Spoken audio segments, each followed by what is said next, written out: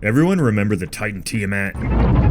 Yeah, I mean, if you blinked, you might have missed this monster in Godzilla Kong: The New Empire. But her quick demise in the movies apparently wasn't the end of her role in the MonsterVerse just yet. Thanks to MonsterVerse Declassified, a bonus comic series created for fans of the MonsterVerse to gobble up, we have evidence to suggest that Tiamat might be able to return in one way or another into this franchise. So make sure you stick around till the end here. Trust me, it's crazy, and this comic's actually pretty good, so sit back, stomp the subscribe button if you haven't already, and let's get to it. After Godzilla obliterated Tiamat and the area was deemed safe and secure, a Monarch researcher is shown walking the snowy banks of Tiamat's old lair. Here we can see a strange pink substance covering the local vicinity. Its purpose? Unknown. But when it comes to the Titans, unknowns are the norm.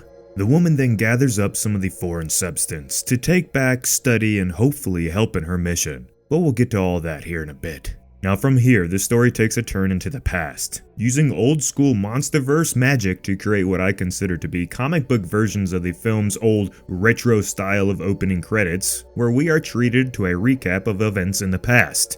This time, the recap is focused on Tiamat's lore and history. Yeah, you heard right, a MonsterVerse official production that aims to expand the universe, not simplify it. Big win right there.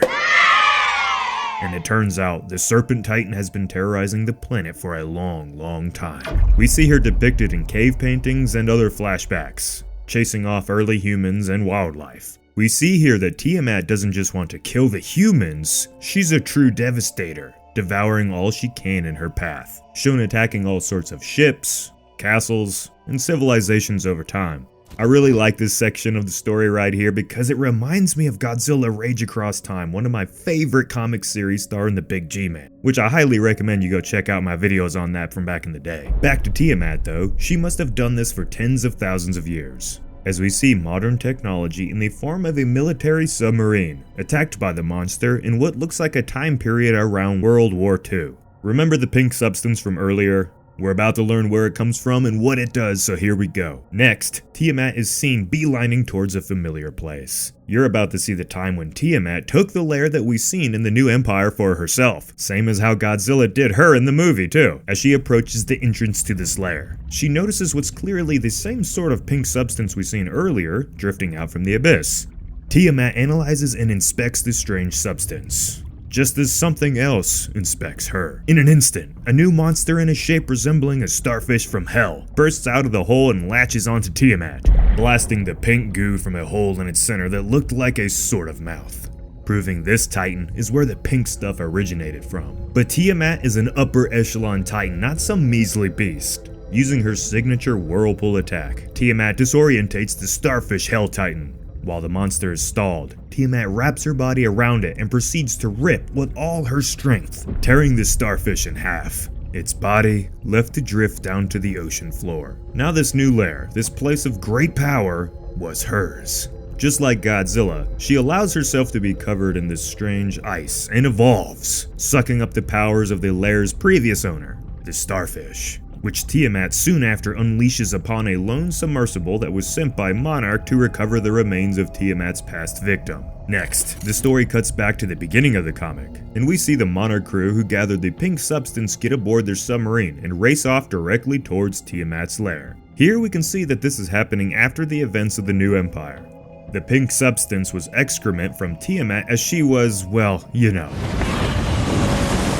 So now, with Godzilla gone, it was safe to venture into the abyss, and apparently, this wasn't the first time they've done so. The lair is now somehow a portal to the Hollow Earth.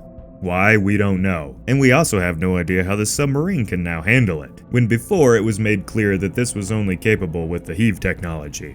Classic MonsterVerse plot holes right there. But on the other side of the portal, we see Monarch has been busy setting up a new facility there, where we can clearly see they're in the Hollow Earth. In the base, we see the researcher from earlier place the pink substance that she gathered earlier into some sort of analyzing system. We see the words on the screen say, rate of decay 0%. Does this relate to the pink goo? Perhaps. But maybe it's this. Tiamat's severed head being contained in a test tube of sorts. So I really do hope there's another version of this comic that comes out with more complete information, but for now, let's assume that this implies Tiamat is or could be capable of regeneration. Or at the least, that her soul may be dead, but her body really isn't. Because whatever's being analyzed right here is not decaying clearly. Now, we can't be for certain what any of this means, but Al and I think this is implying that we haven't seen the end of Tiamat just yet. There's a mystery to this strange substance that hasn't been fully revealed just yet.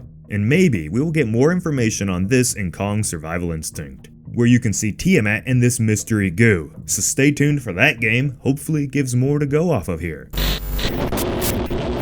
So I'm going to give some quick thoughts on Tiamat's Monster Declassified. You guys heard me earlier, I really love the part of Tiamat attacking through time. It really feels like to me that the MonsterVerse is at its peak when it takes a historical route instead of unrealistic sci-fi. Let me know if you agree down in the comments. And the idea of Tiamat being able to regenerate after she evolved is exciting, and I guess we're going to continue to see the Titan absorbing the ones they defeat logic moving forward in the franchise, and that's cool. The short battle with the Hellstar was nice as always, can't go wrong with a good Titan fight. But overall, the rest of what happens in this comic is kind of confusing. I like it, but I just don't really know what's going on. It almost seems like the comic's incomplete, but who knows? Legendary Comics is giving zero context to these releases, so we have no idea if these are the final stories or they're just previews of them. We don't know. But either way, the art is solid in this. Nothing's gonna compare to Zid's art, and Birth of Kong will always be the gold standard of these MonsterVerse comics, so anything that comes out has to live up to them, and well, that's a hard thing to do. But in the end, Tiamat's comic showed potential of a MonsterVerse with a living, breathing, growing world being built. And I like that. All in all, I want more, and if you want more, stick around the Dangerville, everyone. This has been Jacob, and I'll see ya in the next one.